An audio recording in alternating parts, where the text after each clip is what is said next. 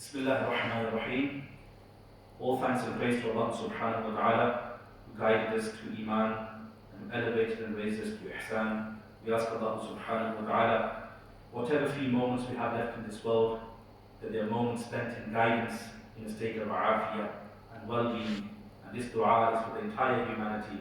May Allah subhanahu wa ta'ala in these testing times unite us in His guidance and grant us that state of well-being that brings us closer to Him. Just very quickly, a quick reminder regarding what has already been said in Urdu. I'll try to maybe perhaps summarize that, and then I'll also speak on a couple of hadith that I shared yesterday as well via social media in regards to what steps we need to be taking that are the most important things that we need to be doing right now. But firstly, let's just try to understand this COVID-19 and coronavirus. Is it divine punishment, or is it divine mercy, or perhaps it's both? This is very important, because right now you have one or two extremes. Those people who are in a state of panic, anxiety, right? And I actually had a lot of texts coming, things like, oh, we think that Dajjal has come, and Imam Mahdi is about to come, and we have people who are literally scared, people who are very, very fearful, and especially our elderly people.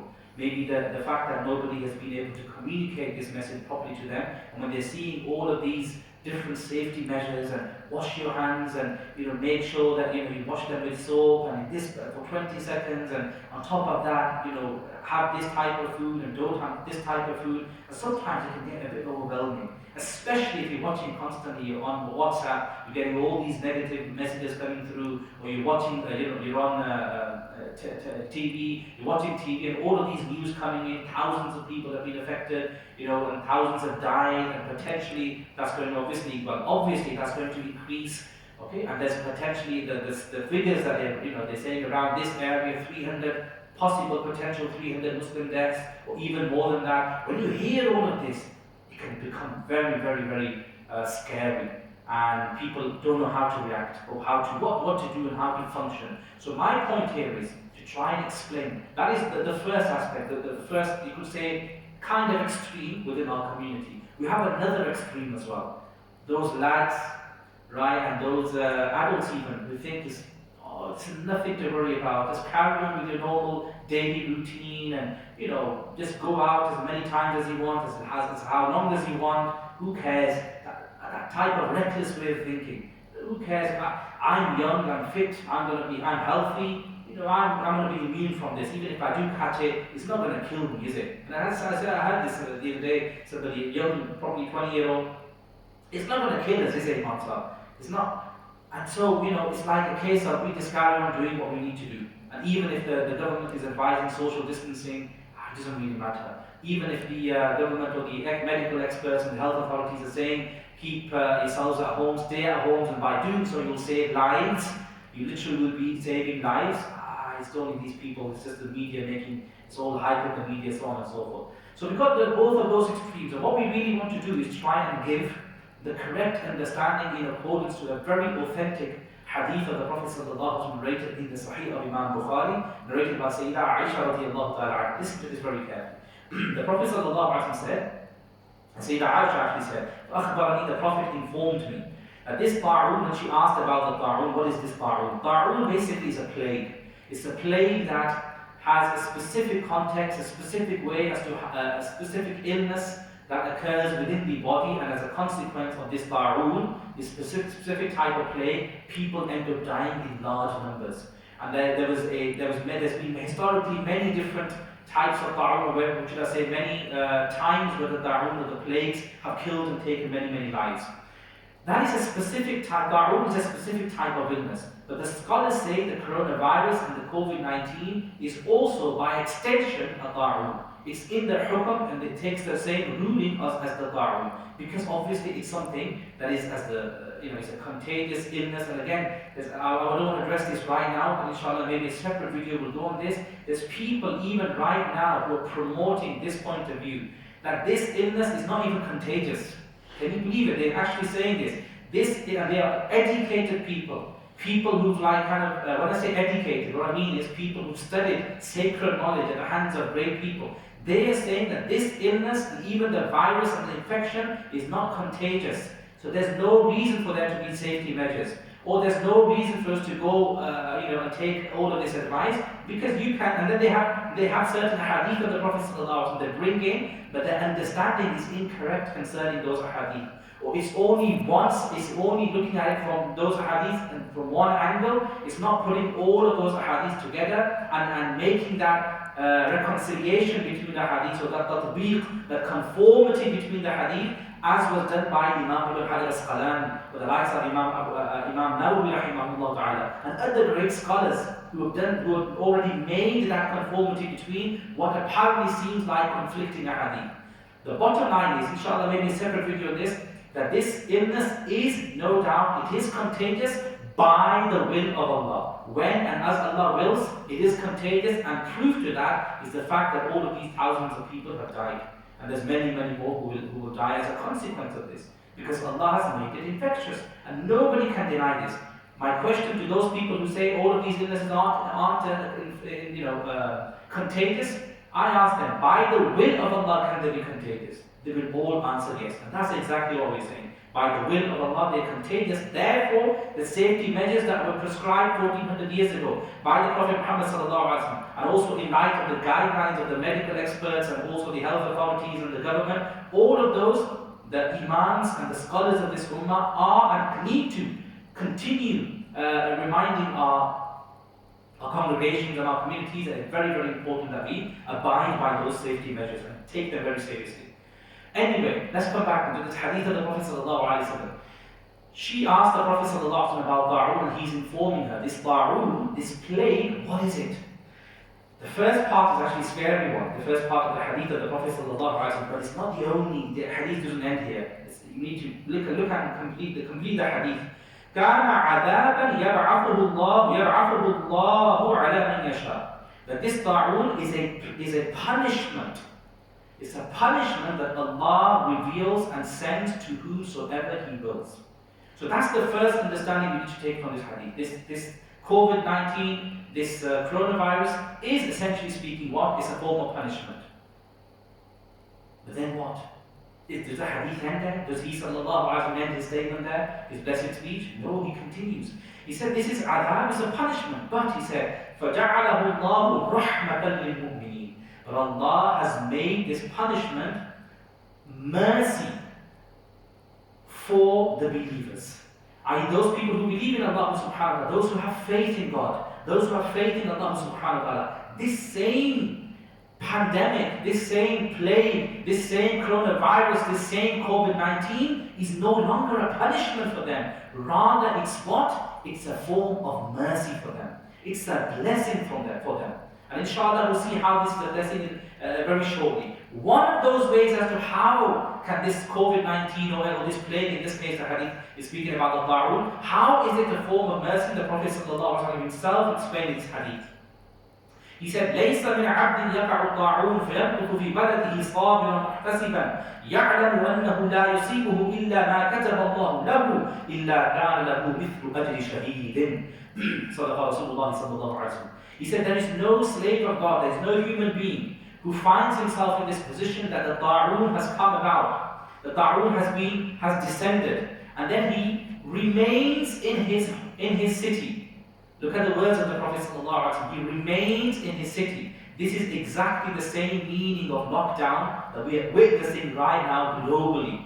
This is a concept that was given to us by the Messenger ﷺ. And you know the other hadith, even amazingly, he said, فَيَمْكُثُ فِي بَيْتِهِ. He remains within his own home. He does not leave home. But then not just he stays in his city or he stays in his home when this ta'un comes about, or in our case, this coronavirus and this COVID-19, he does so with two different qualities. The first of those, sabiran, he's in a state of patience. Right? He's patient, he has sabr. He's not going to go, he's going to keep his heart at bay. He's going to control his tongue. She's going to make sure that she doesn't end up in a state of despair and doesn't send forward messages where we are kind of just, carelessly creating fear and impatience amongst other people. No, none of that. They are patient. They know nothing will happen except that what Allah has written for them. That's it. They are patient. The first thing. The second thing, muhtasiban. In this patience, they are seeking the reward of this patience from Allah alone. They know in this patience, only Allah, He can give us this patience, and only Allah can give us the reward for this patience. So there's patience. So they're seeking the reward of this patience from Allah subhanahu wa ta'ala. And also on top of that then, they have this strong expectation and this strong, you could say, belief and faith that Allah subhanahu wa ta'ala, He will grant them victory and help and assistance and support and an exit from this illness and this coronavirus. If they remain like this in their town or in their city or in their home, يَعْلَمُ, and that person knows, he knows أَنَّهُ لَا يُصِيبُهُ إِلَّا مَا كَتَبَ اللَّهُ لَهُ, that nothing will afflict him, nothing will find him except that which Allah subhanahu wa ta'ala has written. And look at the words here of the Prophet. كَتَبَ اللَّهُ لَهُ. He never said كَتَبَ اللَّهُ عَلَيْهِ. He never said that what Allah has written against him. Rather, he said what Allah has written for him. Because for the believer, remember, this coronavirus is nothing but mercy. It's not a punishment. If it was a punishment, the Prophet would have said, مَا كَتَبَ اللَّهُ عَلَيْهِ, what He has written for him, upon him. Rather, He said what He has written for him. So this is the form of mercy. If he continues to do this, has that firm conviction, nothing will happen except what Allah has written for me. And continue, I'm going to add to this. What is part of the sabr is what? Look at the sabr of Rasulullah sallallahu alayhi wa sallam. When he has to go through all of that he went through, losing his blessed uncle and blessed wife, and going through Ta'if, he continues to smile. He continues to smile because he knows nothing will come to him except that which Allah has written for him. And what has Allah written and prepared for the believer is nothing but khair. And that's the good opinion we need to have of Allah subhanahu wa ta'ala, the good opinion, even in these and especially in these times, that in all of this, there is nothing but khair. So we take those safety measures. As the Prophet said, فَيَنْقُذْ فِي بَيْتِهِ, he stays in his house, he stays in his home. وَفَيَنْقُذْ فِي بَلَدِهِ, he stays in his city, he stays in his town. So we take those safety measures. We don't go out and put ourselves at risk or put others at risk because of our going out of our towns and our cities or our homes. Right? We take all of those safety measures. But with that, we do so with patience and seeking the reward of Allah subhanahu wa ta'ala, and with this firm conviction that nothing will come to us except what Allah has written us. When you do that, what is the reward for this? He said, إِلَّا كَانَ لَهُ مِثْلُ أَجْرِ شَهِيدٍ. Allah will raise you so much, and Allah will love you so much that He will grant you the reward of a martyr, the reward of a shaheed, and that is a huge reward. And this hadith, the ulama say, even those people who don't end up dying as a consequence of this illness, even they, if they fulfill this criteria, where they remain in their home, they remain in their city, they don't unnecessarily go out, and they don't show any signs of impatience or any signs of being in a state of despair, and they don't, they continue to seek the reward from Allah subhanahu wa ta'ala, and they have this firm conviction that all that will come to them is what Allah has decreed for them. That's it. Nobody can change that. No world, no power of the world can change that reality. But I need to take those safety measures because that's part of the sunnah of the Prophet ﷺ. They continue to do that even if they didn't die as a consequence of this COVID-19 or this coronavirus. They still will be included amongst the shuhada as far as the reward is concerned in the akhirah. That is amazing. Now you tell me, listening to this, is this COVID-19 and coronavirus not a form of mercy for the believers? Of course it is.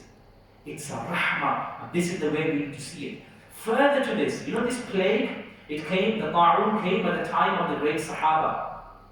And many great Sahaba were afflicted with this ta'un, and some of them ended up leaving this world as a consequence of this ta'un. The likes of Abu Ubaidah, Amir bin Jarrah, who the Prophet ﷺ referred to as the Ameen of this ummah, the trustworthy one of this ummah. He said every ummah has an Ameen, and the Ameen of this ummah is Sayyidina our master Sayyidina Abu Ubaidah bin Jarrah, and the elevated status further and further in Jannah. And he's also amongst the 10 Ashara Mubashara, those who were granted glad tidings of Jannah. Right? He was afflicted with this illness, and he ended up passing away as a consequence of this illness. You have the likes of Sayyidina Mu'adh ibn Jabal radiallahu ta'ala. That Mu'adh, once the Prophet sallallahu alaihi wasallam had his hand in the hands of Mu'adh, and he said, "O Mu'adh, inni la uhibbuk." O Mu'adh, I love you for the sake of Allah subhanahu wa ta'ala. And the Prophet Sayyidina Mu'adh, he turned around and he said, "O Messenger of Allah, may my parents be ransomed and sacrificed for you. I love you too for the sake of Allah subhanahu wa ta'ala." That Mu'adh, he said, is the a'lam of this ummah, the most knowledgeable of this ummah when it comes to halal and haram, when it comes to those things that are lawful and lawful. He has the most knowledge in this ummah. He was afflicted with this ta'un and he ended up passing away as a consequence of this ta'un. And there's others, Sayyidina Sharahbil is one of them. There is also Sayyidina Fadl bin Abbas and other companions as well. So all of these companions and pass away, great tabi'un, people who were not the companions, but the successors, those who got to see the companions, but never got to see the Prophet ﷺ, they also passed away, thousands, in their thousands. Now the point is, was Allah angry with them? Was it a punishment for them? Was this whole ta'un, a plague, a divine curse upon them? No. Rather, it was a rahmah for each and every single one of them. But it's all about perspective. And they saw it as rahmah. As I will quote to you two sayings. The first of those, Abu Ubaidah radiallahu ta'ala, he says in a very beautiful statement, when he's making khutbah, he's like kind of addressing his people. So, Aminu يَقِفُ فِي النَّاسِ خَطِيبًا فِي طَاعُونَ.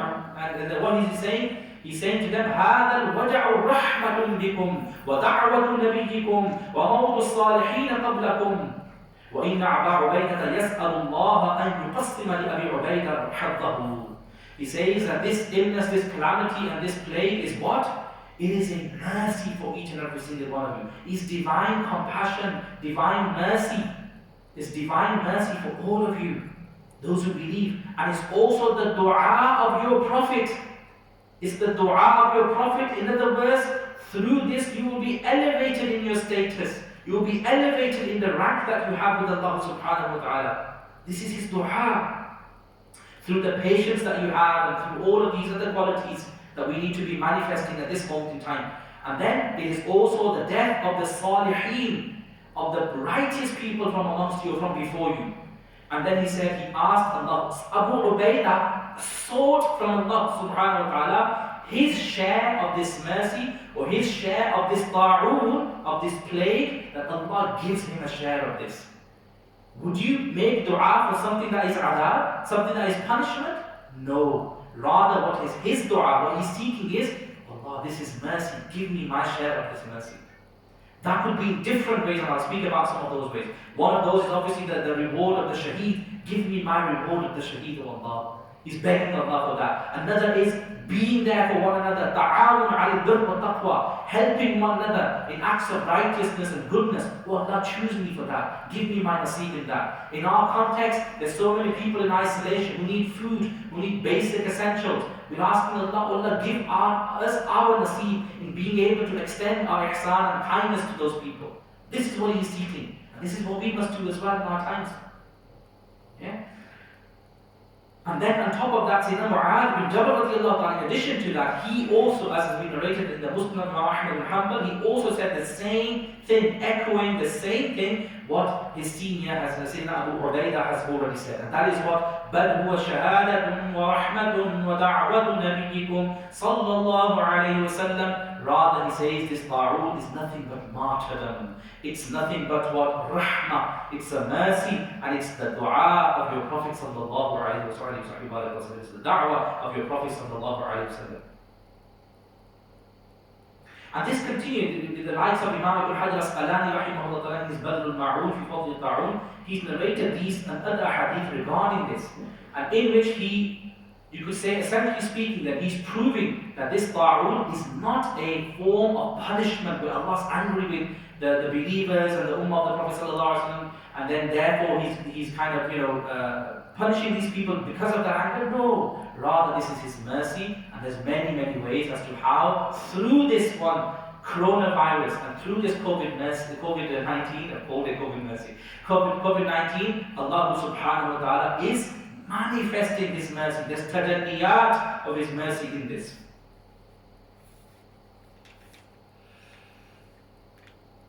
And also Allah speaks about two types of adab in the Quran. The adab al-adna, i.e. the two different types of adab. What are they? The one, the punishment that is the greatest form of punishment, and the punishment that is the lesser of the severe punishment.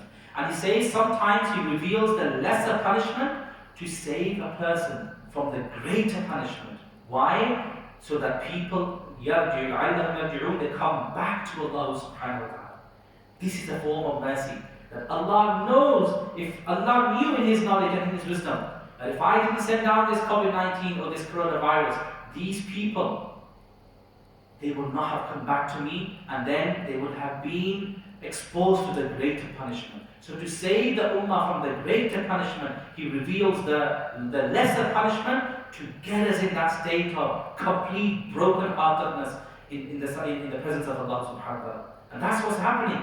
People, doctors, nurses, everybody, we're overwhelmed, we don't know how to cope, and we're in that state of complete and utter neediness and faqr, what's called in Arabic, poverty before Allah subhanahu wa ta'ala. Oh Allah, we surrender, we submit to You. You are the all-powerful. The omnipotence and is only being all-powerful is only Your quality. You are the all-knowledgeable, You are the all-wise, You are the all-merciful. You alone has the power to change everything within a moment. Just within a week, thousands have been affected. Within days, hundreds end up dying. Why? This is Allah's powers. This is Allah's way of showing us that He is in power. And we submit to. This is a form of mercy. It's really, in the bigger context, it's a form of mercy. And we need to take it. And we need to take heed, like Abu Hurairah saying, Allah, give me my portion of this mercy. We need to seek from Allah our portion of mercy in this, but at the same time, we always remember the greatest thing that you can seek from Allah is to be in a state of afiyah. It doesn't mean that you ask Allah, oh Allah, afflict me with COVID-19, oh Allah, may I die with coronavirus so I can become a shaheed. No, that's going against the sunnah of the Prophet sallallahu alaihi wasallam. That's not what we mean by this hadith. All this hadith are saying is the reward will be great, but you continue to do whatever you need to save and protect yourself, because that too is a sunnah of the Prophet sallallahu alaihi wasallam. Like what he said about the person who has leprosy. He said somebody who has leprosy, run away from that person just as you run away and you flee from a lion. This is the safety measures he's teaching us. In another hadith, he teaches us if somebody has a majdoom, somebody who's afflicted with leprosy, if you speak to that person, there should be a distance of 1 spear, and the other narration 2 spears, okay, between that person, and the length of which is possibly around about 6 feet. So approximately 6 to 12 feet or 4 to 8 feet, depending on how we measure how long the spear is. That is the distance you need to keep between the person of leprosy. Who's teaching us this? The Prophet sallallahu alaihi wasallam. So we need to take those safety measures very, very seriously. Right? If the health officials and if the health authorities, medical experts, and also the government are guiding us, social distancing, then we accept that. And inshallah we'll end with this hadith of the Prophet sallallahu alaihi wasallam. But actually it won't end just with this, sorry. But there's a couple of things I need to explain. But this is one of those hadith. Regarding social distancing, I sent out a message yesterday where I shared this hadith of the Prophet ﷺ with the public, with our community members, and I'm reiterating it again. That same advice. Social distancing and isolating ourselves and keeping ourselves inside, staying at home, is a sunnah that was prescribed by the Prophet ﷺ. It's a ruling, rather, I should say, that was prescribed by the Prophet ﷺ 1400 years ago when we faced such calamities. Listen to this hadith. Muttafaqun alayh, agreed upon hadith, narrated in the Sahih of Imam Bukhari and also the Sahih of Imam Muslim. Sayyidina Abu Hurairah radiallahu ta'ala is the narrator. He says, the Prophet sallallahu alayhi wa sallam said, Satakunu fitanun. He said, there will appear tribulations. There will appear tribulations. The word he uses is fitanun, which is the plural of the word fitna. The word fitna in Arabic can have multiple meanings. One of those is a punishment. A fitna is a punishment. Fitna also refers to some type of a trial, some type of a test. And fitna also refers to a tribulation, a plague, or a calamity. No doubt, this coronavirus that we're experiencing right now globally, what the World Health Organization has said, that this is a global pandemic. right? And it's going to take many, many lives. It's a fitna. It's a fitna. There's no doubt about it. It's a fitna. It's a form of punishment. We've already established that, right? At the same time, it's a form of trial. It's a test, isn't it? From Allah subhanahu wa ta'ala. And the minimum, and hence is a mercy, rahmah. And the third is a form of calamity. It's a form of tribulation, a form of a plague. All of these three meanings of fitna are found within the coronavirus. So the Prophet sallallahu alaihi wasallam saying, there will appear tribulations. One of those, by extension, is what? The coronavirus and the COVID-19. What should we do? Or what will happen in those circumstances? He explains to us. He sallallahu alaihi wasallam says, Al-qa'idu fiha khayrun min al-qa'im. The one sitting, when those tribulations come, in our case the coronavirus, the one sitting will be better than the one standing up. Think about what he's saying. The one who is sitting will be better than the one who is standing up. وَالْقَائِمُ خَيْرٌ مِنَ الْمَاشِي. The one standing up will be better than the one who is walking. Allahu Akbar. He said, وَالْمَاشِي فِيهَا خَيْرٌ مِنَ السَّاعِ. And the one who is walking is better than the one who is running. In other words, what this hadith is alluding to, or rather very explicitly what it's telling us to do, stay calm and collective within your own homes, as is coming very shortly. But do not move around. What he's teaching is, do not go around, wandering around, running around. Okay, rather stay in one place. Look at the next part of the hadith. He says, مَنْ تَشَرَّفَ لَهُ أو مَنْ تَشَرَّفَ لَهَا تَسْتَشْرِفُ. The one who exposes himself to this fitna, to this trial, this tribulation, this punishment. In our case, the COVID-19, the coronavirus, who exposes himself to that, what will happen? تَسْتَشْرِفُ. This fitna will destroy him. Allahu Akbar. Those of you who are out there on the streets who randomly go out and think it's absolutely fine, I can go in my car, I can go out with the boys, I can still go out and drink and eat and enjoy myself and chill out, nothing's going to happen. I'm not going to bring back anything for my parents and for my family members and my grandparents. I'm not at risk, I'm immune to this, I'm somehow special. And think about this, guys. For God's sake, think about what the Prophet ﷺ is saying. If you're not going to listen to the medical experts, if you're not going to listen to the health authorities, if now is not the time you want to listen to the government, for God's sake, if you're a believer, listen to the Prophet Muhammad ﷺ. And he is saying, the one who exposes himself to this illness or to this fitna, he's saying. And in our context, what is this fitna? Coronavirus, everybody will agree, all of the scholars will agree, is a form of fitna. It's a form of trial, tribulation, punishment, calamity, whatever meaning of fitna you want to take. It entails all of those meanings. So he's saying, if you expose yourself to that, so unnecessarily, obviously there's key work, there's going to go out and work. And they are still risking their lives. They're not going out and saying, we're doing this for fun. They're doing it because it's a necessity, it's essential for them. A lot of people say, oh, well, the hospitals didn't close down. Why did the masjids have to close down? What kind of analogy is that? What kind of analogy is that?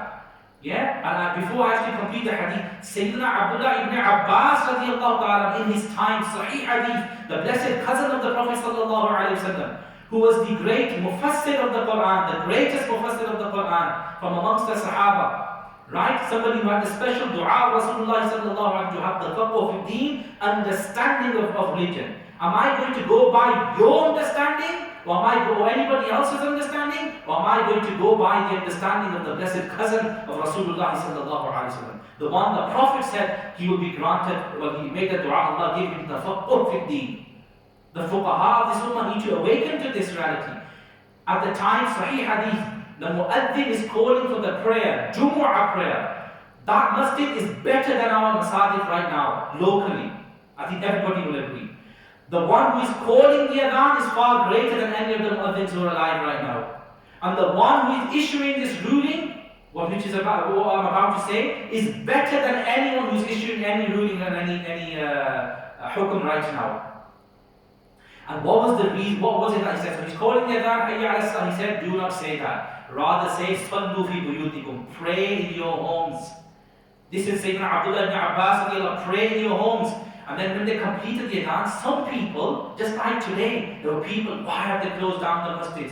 Or the government hasn't said close down the masjid. Why have they gone and closed down the masjid? Why are they saying pray at home? Although in those times we were still observing the jama'ah and jumu'ah in the masjid, but with a very, very limited congregation of 2 or 3 people. But obviously when the government's completely locked down, now there's no kind of reason for us from a legal point of view for us to leeway for us to continue that. But look here, those people who are opposing this, Sayyidina Abdullah ibn Abbas, even at that time there were people who were a little bit confused, perplexed by this. How has Sayyidina Abdullah ibn Abbas come to this conclusion? What did he say? That this same thing that I've said, the one who is better than me said the same thing. The one who is better than me issued the same ruling.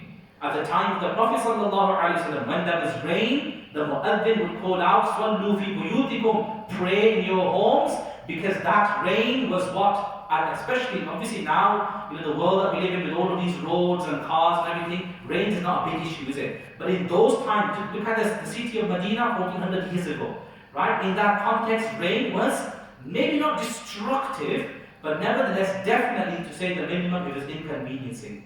It was a difficulty in that, or difficulty in people to come to the masjid. He said, I do not want you to be in that difficulty. Now the question is, what is greater? The rain at that time, is it more destructive?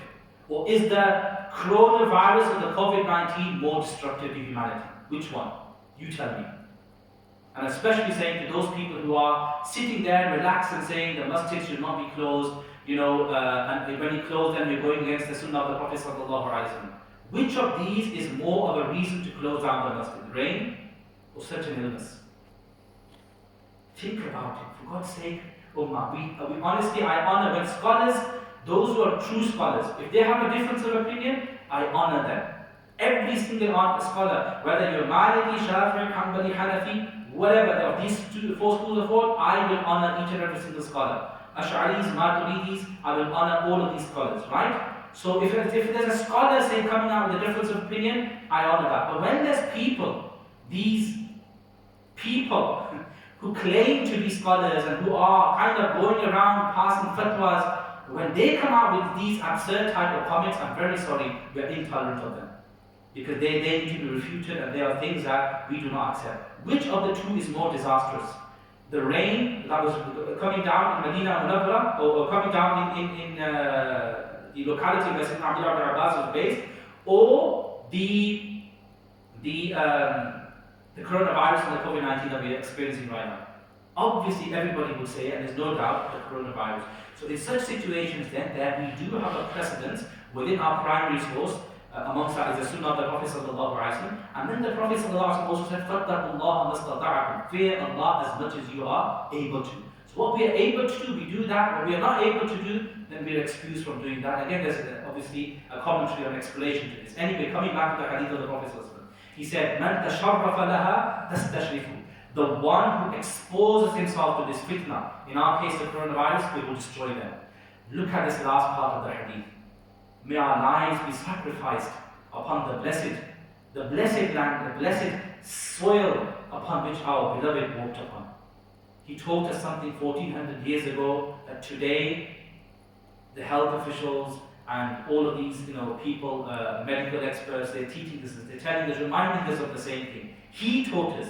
With this guidance, every act of goodness that you will ever find from anywhere in the world, remember this, every type of guidance and beautiful advice you will find from anywhere in the world, the greatest source as far as humanity and creation is concerned is no other than Sayyidul Awwalin wal Akhirin, Muhammad Rasulullah sallallahu alayhi wa sallam. And this is not just said out of love, this is our aqidah, this is our belief.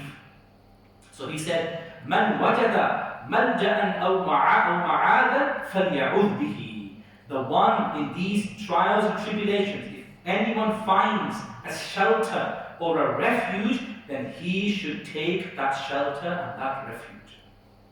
What does this mean? Stay at home. That is your shelter. Stay in your room if you have got the symptoms, or if you have been diagnosed with coronavirus.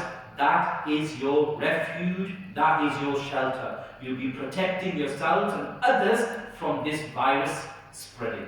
This is who we follow, the hadith of the Prophet sallallahu alaihi wasallam.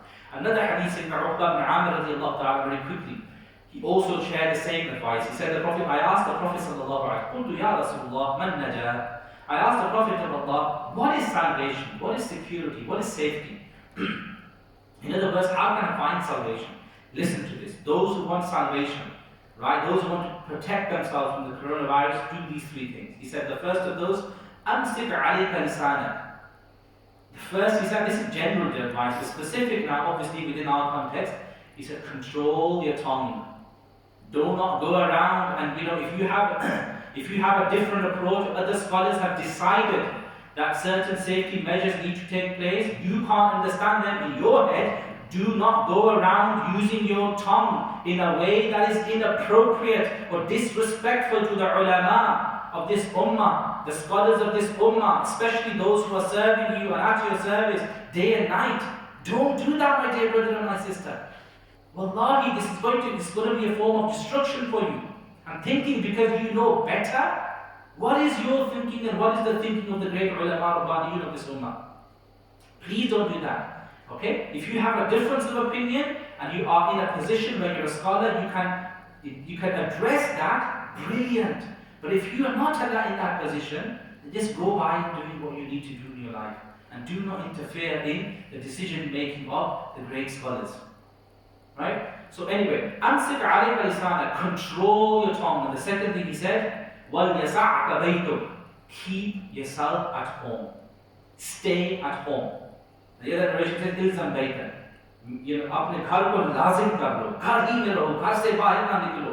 ये नबी करीम सल्लल्लाहु अलैहि वसल्लम का वो प्यारा फरमान है और आपकी नसीहत है. हज़रत उक़बा बिन आमिर को अगर तुम चाहते हो कि हिफाजत मिल जाए, निजात मिल जाए, तो निजात इसी चीज के अंदर है.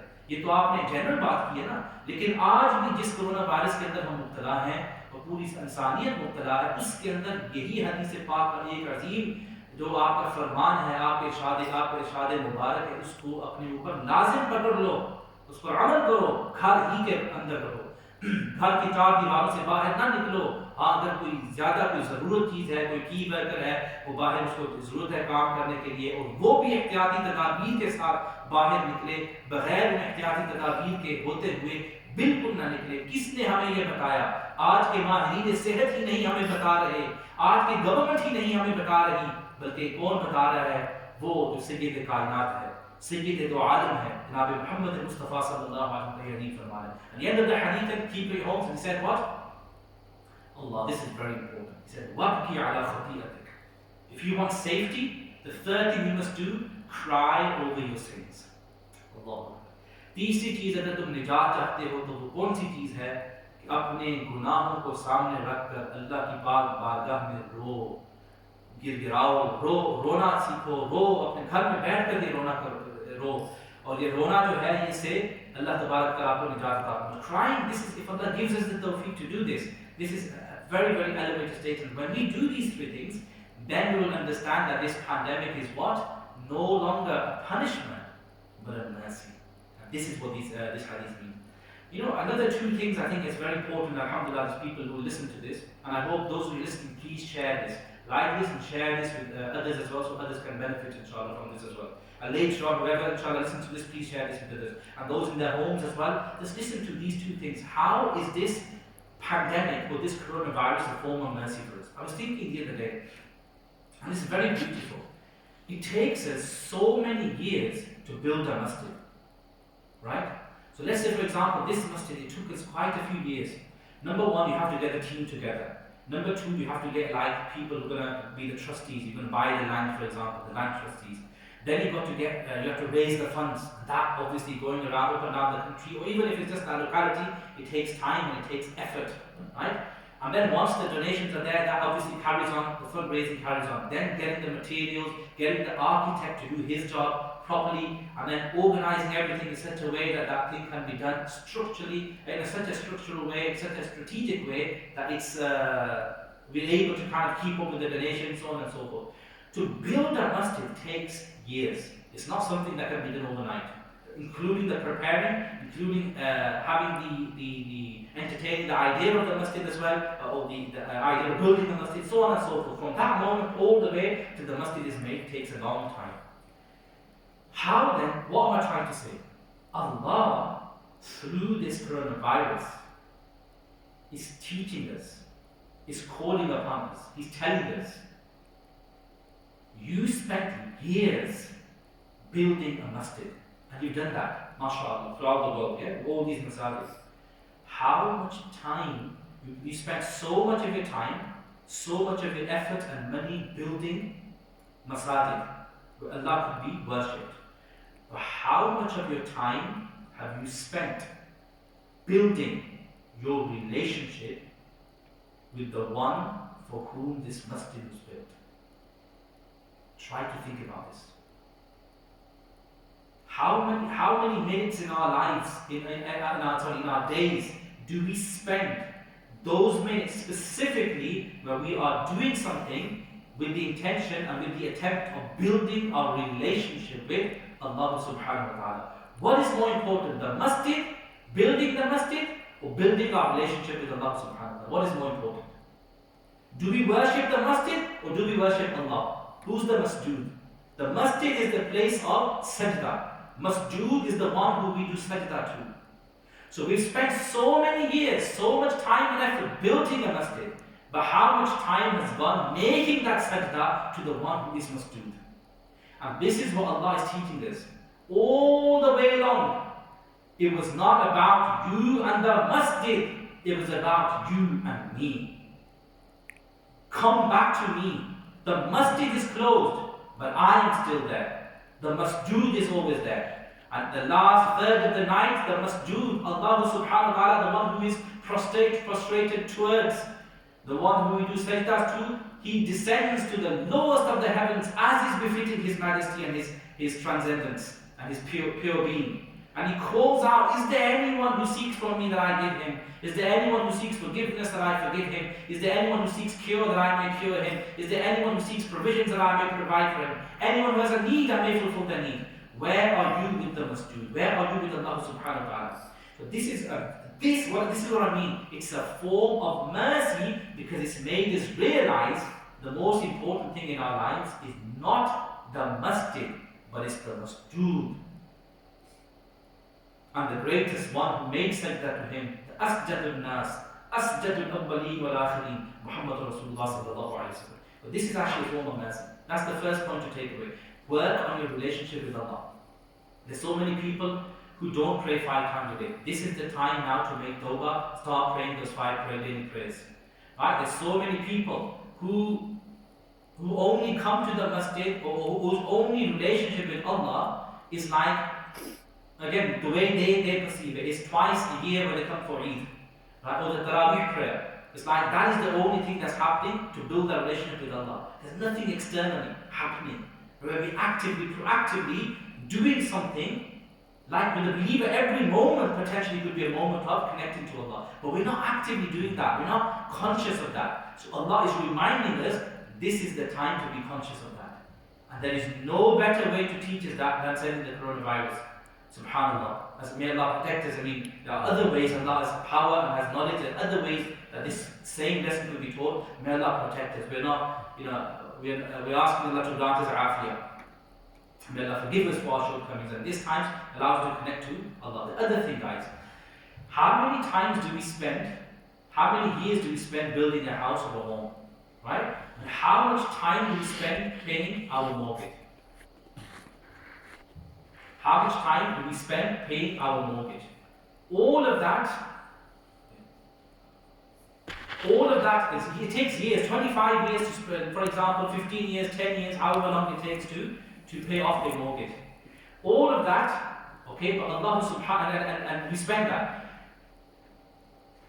Now, the thing to think about here is, how long do we spend to build a home on the one hand, and how much effort have we made to build our connections with our family members? In other words, to build our families and our homes.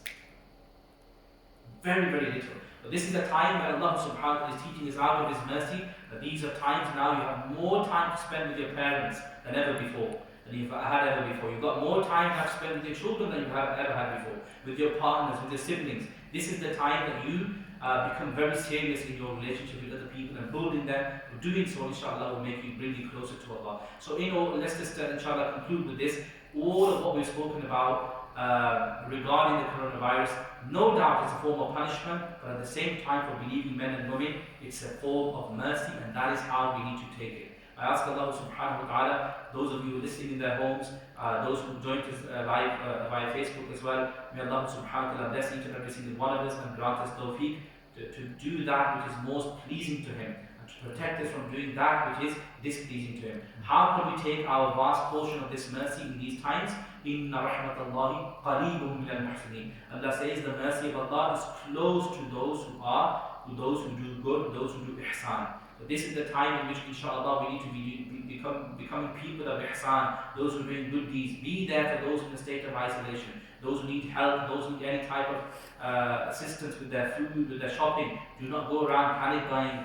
Okay, all of these are different ways as to how we can do ihsan in our time. Worship Allah as though you see Him. If not, then He sees you. When we do all of these things, inshallah, we will see that we take a vast portion of this mercy that is being descended. I ask right now in this moment in time, I ask Allah subhanahu wa ta'ala, by the sir and the secret of the blessed day of Friday, by the sir and the secret of the name Muhammad and the love He has for the name Muhammad, by the sir and the secret of all of His beautiful names and the greatest of His Al-Azhari, the greatest of His names through which when He is sought, He never ever refuses, He never ever declines a person, never ever deprives a person from answering that person. Oh Allah subhanahu wa ta'ala, we are sinful people, forgive us. Oh Allah, just like Sayyidina Sulaiman alayhi salam, he was a abd of yours even when he was a king. And just like Sayyidina Yunus alayhi salam, he continued to be an abd of yours even when he was in that isolation of 3 layers of darkness. Allow us to take heed, allow us to cherish and to appreciate the blessings that You've given us, and allow us to continue to be in that state of abdiyya, in the state of ubudiyya, where we worship You and fulfill obligations towards You, whether we are in any type of situation. May Allah accept all of these du'as. Ilahul Alamin, is मुबारक दिन की बरकत से हम सब के गुनाहों को माफ़ फरमा. Ilahul Alamin की बरकत से बिलखुसूस हम दुआ करते हैं इस वबा से सारी इंसानियत को निजात अता फरमा. Ilahul Alamin हमारे ज़ाहिर व बातिन की इस्लाह फरमा. इन अय्याम के अंदर हम सबको तौबा नसूह की तौफीक अता फरमा. अल्लाह हम तौबा की और इस्तिग़फ़ार के साथ तेरी पाक बारगाह में रुजू करते हैं. हम सबको ला इलाहा इल्ला अंता सुब्हानका इन्नी कुन्तु मिनज़ ज़ालिमीन की मुबारक कलिमात की बरकत नसीब फरमा, और इन कलिमात की बरकत से हम सबको निजात अता फरमा. जितने भी हमारी माएँ बहनें, जितने भी हमारे बुजुर्ग हज़रात और जितने भी हमारे बच्चे बच्चियाँ, सब भाई बहन भाई सब की दुआ करते हैं अल्लाह सब की खैर फरमा, सबको आफियत अता फरमा. अगर इस मरज़ और जुमला मराज में कोई मुब्तला हो चुका है, सबको निजात और सबको शिफाए कामिला आजिला सेहत और तंदुरुस्ती अता फरमा. जितनी एहतियाती तदाबीर उलमा इकराम ने और माहिरीन सेहत ने और नबी रहमत सल्लल्लाहु अलैहि वसल्लम के इरशादात के मुताबिक जो हमें बयान की हैं, इलाहुल आलम सब पर अमल पैरा होने की तौफीक अता फरमा. इलाहुल सब को ईमान वाली ज़िंदगी और ईमान और इस्लाम वाली ज़िंदगी और ईमान और इस्लाम वाली मौत नसीब फरमा. हम सब के दीन दुनिया व आखिरत को बेहतर फरमा दे. दुनिया के अंदर इज़्ज़त आबरू खैर आफियत सलामती के साथ रख. ईमान कामिल पे सिद्दीक़ीन सालिहीन शुहदा का खात्मा नसीब फरमा. ऐसी जन्नत का तेरी पाक बारगाह करम में सवाल है जो बगैर किसी हिसाब के अपने फजल महज से अता फरमाए. ऐसी जन्नत जिसमें तेरा दीदार, तेरे हबीब पाक सल्लल्लाहु अलैहि वसल्लम का दीदार और मईयत खासा मुराफ़क़त दायमा नसीब हो. दोज़ख की आग से हम सबको और पूरी उम्मत को महफूज और महमूद फरमा. जो मांगने की कोशिश की वो भी अता फरमा, जो ना मांग सके हमारे हक़ में बेहतर अपने खजाने गैब से वो भी अता फरमा. जज़ाल्लाहु अन्ना सय्यिदना मौलाना मुहम्मद सल्लल्लाहु अलैहि वसल्लम मा हुवा अहलुहु. اللهم إنا نسألك حسن العافية وتمام العافية ودوام العافية في الدين والدنيا والآخرة. وصلى الله على سيدنا محمد وعلى آله أجمعين. آمين برحمتك يا أرحم الراحمين. اللہ تعالیٰ سب کا حامی ناصر ہو. آخر میں صرف ایک اعلان جو میں ضروری سمجھتا ہوں. گزشتہ منڈے کو ہماری میٹنگ ہوئی تھی, تمام مکاتب فکر کے علماء کرام کی ریپرزنٹیشن ہو رہی تھی. تو اس کے اندر یہ فیصلہ کیا گیا تھا اور اسٹیٹمنٹ تیار کی گئی تھی جس پہ تقریباً 24-25 یہاں برلے پینل کی مساجد ہیں, سب نے اس بات پہ اتفاق کیا. اور وہ یہ ہے کہ جب کوئی بھی انسان دنیا سے جاتا ہے تو بالخصوص ان ایام کے اندر کووڈ-19 اور کرونا وائرس کا کوئی وکٹم دنیا سے جاتا ہے اس بیماری کی وجہ سے. تو ہمارے 4 حقوق ایسے ہوتے ہیں جو فرض کفایہ ہوتے ہیں. یہ میت کی طرف سے یعنی اس کے حق ہوتے ہیں جو ہم نے ادا کرنے ہوتے ہیں, اور ہم پوری کمیونٹی جو ہوتی ہے اجتماعی طور پر یہ فرض کفایہ ہوتے ہیں. فرض کفایہ کا مطلب یہ ہوتا ہے کہ اگر کوئی بھی ان کو ادا نہیں کرے گا تو سب جو ہے مجرم ہوں گے, گنہگار ہوں گے, اور اگر اس میں چند ادا کرتے ہیں تو یہ فرض جو ہے باقی سے یہ اٹھ جائے گا, وہ گنہگار نہیں ہوں گے. تو ان فرض کفایہ باتوں میں سے سب سے پہلی بات یہ ہے کہ میت کا غسل کرنا, اور جہاں غسل نہ ہو تو اس کے تیمم کا اہتمام کرنا. اور دوسرا فرض یہ ہے کہ اس کی تکفین کرنا میت کی. تیسرا فرض یہ ہوتا ہے کہ اس میت کا نماز جنازہ کو ادا کرنا, اور آخری جو فرض ہوتا ہے اس میت کی تدفین کی جائے. ان 4 باتوں کو اس مرض کی وجہ سے اگر ہم سامنے رکھیں تو علماء کرام کی فتاوی بھی الحمدللہ ہمارے پاس موجود ہیں. ماہرین صحت نے جو رزق کا ظن غالب ہونے کا جو ہمیں خاص طور پر اس میٹنگ کے حوالے سے جو ہمیں ایڈوائس ملی تھی کہ وہ جو حرج ہے اس بیماری کے پھیلنے کا, اس کا ظن غالب ہے, تو اس سے بچنا جو ہے وہ مشکل ہے. تو انہوں نے ہمیں اس طرح سے جو ہے وہ ہمیں بتایا تھا. اور اسی طرح قرآن پاک کے اندر اللہ تعالیٰ نے ارشاد فرمایا یرید اللہ بکم الیسر ولا یرید بکم العسر, کہ اللہ تبارک و تعالیٰ تمہارے لیے آسانی چاہتا ہے, نہ کہ تمہارے لیے مشکل چاہتا ہے. اور اللہ تعالیٰ نے ارشاد فرمایا فاتقوا اللہ, اور نبی کریم صلی اللہ علیہ وسلم کے ارشادات موجود ہیں, فاتقوا اللہ ما استطعتم, اللہ سے تقوی اختیار کرو جہاں تک تم کر سکتے ہو, جہاں تک تمہاری استطاعت ہے. تو ان تمام آیات بینات کو سامنے رکھتے ہوئے علماء کرام نے یہ فیصلہ کیا کہ جہاں تک ہم سے ممکن ہوگا تو ان 4 باتوں میں سے ہر ایک پر عمل کیا جائے گا. اور جہاں پر ہم سے ممکن ہی نہیں ہے, مثال کے طور پر اگر باڈی ایسے سیل بیگ کے اندر مل رہی ہے جس کو کھولنا ہمارے لیے ممکن نہیں ہے, یا اس بیماری کے پھیلنے کا حالت ایسے ہے موجود ہے کہ جس کا رفع کرنا جو ہے ہم سے ممکن نہیں ہے, تو اس صورت کے اندر پھر جو ہے میت کو غسل نہیں دیا جائے گا, بلکہ میت کو اگر تیمم اس کو ادا کیا جائے, اور اگر تیمم بھی نہیں ہوتا تو دونوں یہ حکم جو ہیں وہ ثابت ہو جائیں گے, اور اس میں یعنی شرعی طور پر کوئی ایسی قباحت موجود نہیں ہے. اس پہ دیگر علماء کرام کے فتاوی بھی الحمدللہ آ چکے ہیں اور ابھی مزید آ رہے ہیں. تو یہ پچھلے منڈے کی بات ہے, الحمدللہ ہم نے یہ فیصلہ کیا. اس کے بعد رہا تکفین کا مسئلہ. تکفین سے پہلے کچھ علماء کرام نے یہ بھی کہا کہ اگر اس کافر کے اوپر یا اس بیگ کے اوپر ہی مسح کر دیا جائے تو اس میں بھی کفایت ہوگی, تو اس پر بھی عمل کیا جا سکتا ہے. لیکن غسل اور تیمم جو ہے ان صورتوں کے اندر حرج کے ظن غالب ہونے کی وجہ سے پھر اس پر عمل نہیں ہوگا. اور دوسرا, اگر ایسی صورت بنتی ہے کہ جہاں تکفین ممکن نہیں ہے, کہ کفن جو 3 چادریں ہوتی ہیں یا 5 چادریں ہوتی ہیں عورتوں کے لیے, اس کے اندر اس میت کی تکفین کی جائے, اگر یہ ممکن نہ ہو تو ایک ہی چادر پر اکتفا کیا جائے گا. اور اگر ایک چادر بھی ممکن نہ ہو, کہ اگر صورت ایسی بن رہی ہے کہ بہت زیادہ جو ہے جنازے ہیں اور ہمارے لیے جو ہے اس کو یعنی ہینڈل کرنا بہت مشکل ہے, یا وہ سیلڈ بیگ ہی کو ڈاکٹرز کہتے ہیں, اسپتال والے کہتے ہیں کہ اسی کو کافن کے اندر رکھ دیا جائے, تو اس صورت کے اندر پھر جو ہے یہ تکفین کا بھی حکم جو ہے وہ ثابت ہو جائے گا. تو باقی نماز جنازہ جو ہے اس کے لیے ہم نے یہ طے کیا ہے کہ اگر کووڈ-19 کا کوئی بھی مریض اس بیماری کی وجہ سے فوت ہوتا ہے یا کسی بھی اور وجہ سے ان ایام کے اندر اس کی ڈیتھ ہوتی ہے, تو نماز جنازہ جو ہے مسجدوں میں نہیں ادا کی جائے گی. جتنی بھی نماز جنازہ ہوں گی وہ ساری کی ساری قبرستان ہی میں چل کر ادا کی جائیں گی. اور اس میں بطور خاص بات ذہن نشین کرنی ہے کہ 15 سے زیادہ آدمی اس نماز جنازہ کے اندر شریک نہیں ہو سکیں گے. ان 15 میں امام صاحب بھی شامل ہیں جو نماز جنازہ کی امامت کریں گے, پڑھائیں گے, اور اس کے ساتھ وہ 3-4 آدمی جو میت کے ساتھ ہوں گے, اس کی جو تمام انتظامات کر رہے ہوں گے. اس میں بھی 2, ایک مسلم بیریل ٹرسٹ ہے ہمارا برلے کے اندر, اور دوسرا جو ہے وہ ہمارا نیلسن کے اندر بردر رضوان ہے, ہوپ فار مینکائنڈ کی آرگنائزیشن ہے, وہ بھی مسجد نیلسن والے جو ہیں وہ بھی ان معاملات کو کرتے ہیں. تو ان دونوں کو صرف اجازت ہوگی, انہی کے والنٹیئرز ہوں گے. اور انشاءاللہ اس سلسلے میں ہم تمام احباب سے یہ بھی اپیل کر رہے ہیں کہ ہمیں شدید والنٹیئرز کی ضرورت ہے. جو لوگ صحت مند ہیں, جو لوگ ٹریننگ حاصل کرنے کی استطاعت رکھتے ہیں، ٹریننگ کے اندر مراد یہ ہے کہ ایک تو میت کو غسل دینا، ہمیں مرد اور عورت دونوں کی ضرورت ہے، اور دوسرا جو ہے پی پی ای ایکوپمنٹ جو ہے، یہ خاص ایکوپمنٹ ہوگا اپنی حفاظت کے لیے، اس کو کس طرح سے پہننا ہے اور کس طرح سے اس کو ڈسپوز کرنا ہے، اور اس کے ساتھ متعلقہ جو ریلیٹڈ ایشوز ہیں اس کی بھی باقاعدہ ٹریننگ دی جائے گی آنے والے ایگزام کے اندر۔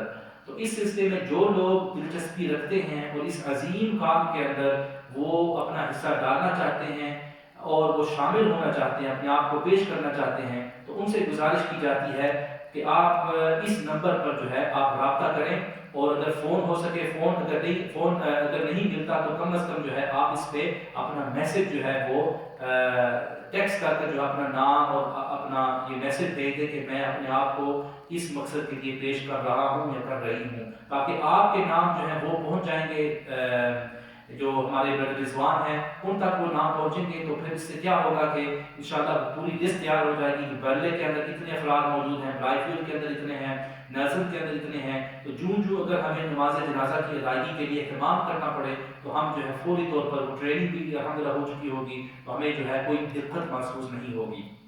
نمبر یہ ہے نوٹ فرما لیں 07367 347 144۔